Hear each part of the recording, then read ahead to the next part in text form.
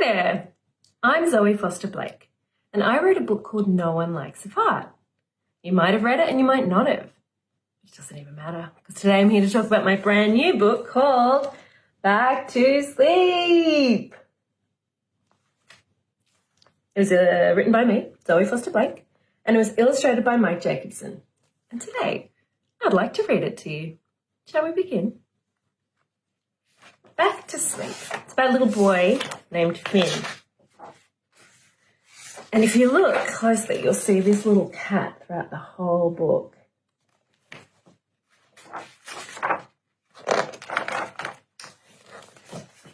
It's nighttime. Finn's asleep. Finn heard a noise at his bedroom door. His eyes flicked open in the dark. A little voice piped up. I need a drink. Come over here, Finn whispered.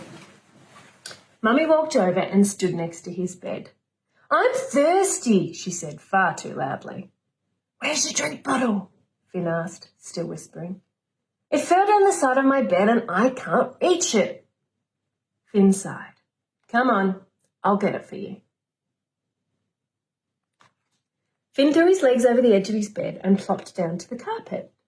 Walking very carefully so as not to tread on the enormous space station he'd built, he took Mummy by the hand and back to her room.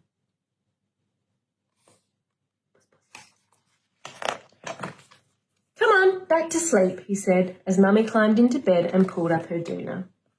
Finn reached down and grabbed her drink bottle from the floor. Mummy snatched it from him and gulped greedily. Ah, she said noisily. That's better. She flopped back down onto her pillow, grinning and wiping her mouth. You've got a big day at work tomorrow, said Finn. Go to sleep. He kissed her on the forehead before heading back to his room. Finn had just fallen back to sleep when he heard a voice next to his bed. I had a bad dream. Daddy was standing in his undies, peering down at Finn's face. Oh, buddy, I'm sorry. Finn sat up and pulled Daddy in for a cuddle. Can I sleep with you? Said Daddy. Come on then, jump in, said Finn, wriggling over as far as he could to make room for Daddy. Daddy climbed in and lay down before sitting back up. I forgot my phone. You don't need it in bed, said Finn, eyes feeling heavy. Yeah, I do. It's my alarm, said Daddy. Watch out for that.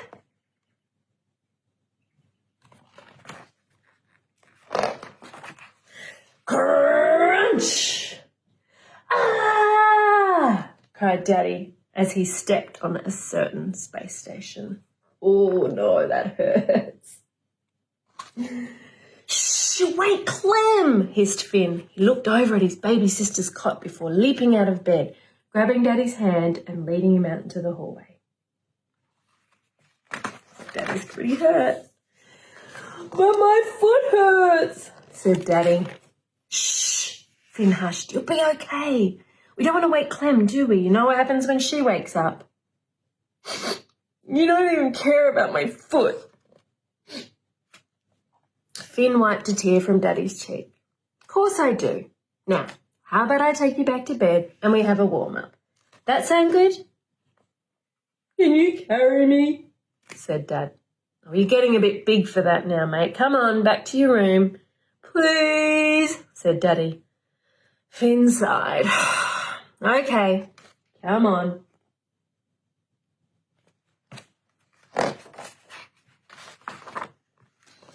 Good on you, Finn, giving it a go. Look, carry Daddy. Yeah, he's trying his best. Oh no, fell down. Oh, he's exhausted. That's a big jump. Daddy hobbled over to his side of the bed, snatched his phone and dived under the covers. Finn shuffled in beside him as best as he could. Oh, Mummy's taking all the doona, whined Daddy, yanking it off her. Oi, wait, let me do it, said Finn, spreading it across them evenly. Finn felt Daddy's breathing even out and began to carefully sneak away. Can you give me a back scratch? Daddy whispered just as Finn reached the door. Oh, for goodness sake, said Finn. Go back to sleep.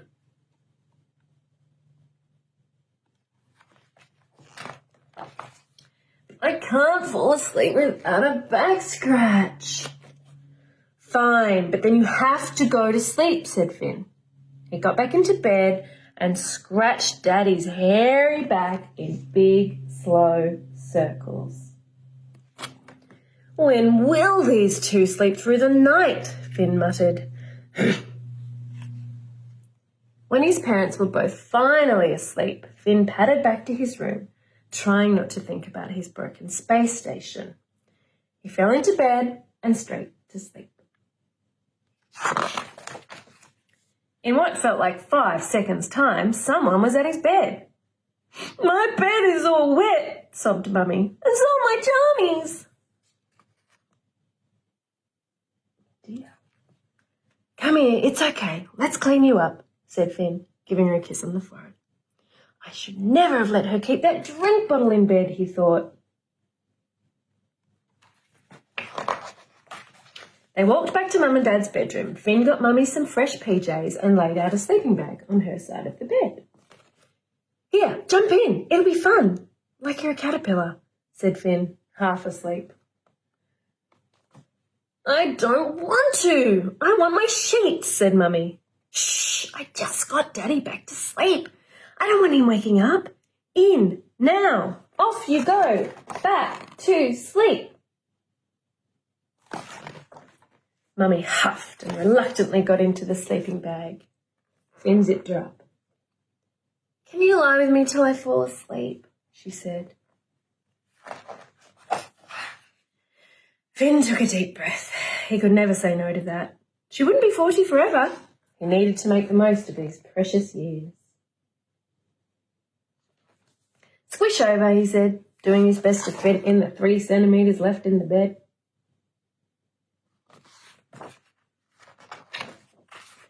Later, Finn woke up cold and confused and shuffled back to his room.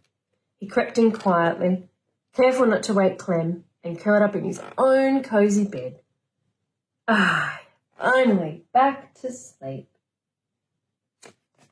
He closed his eyes, ignoring the light creeping in under the blind, signalling breakfast, school, and many hours of being unasleep.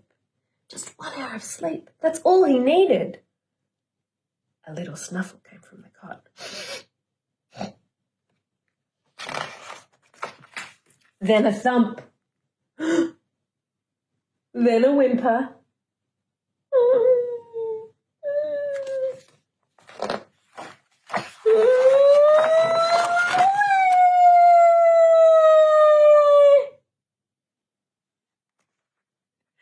Oh, poor Finn.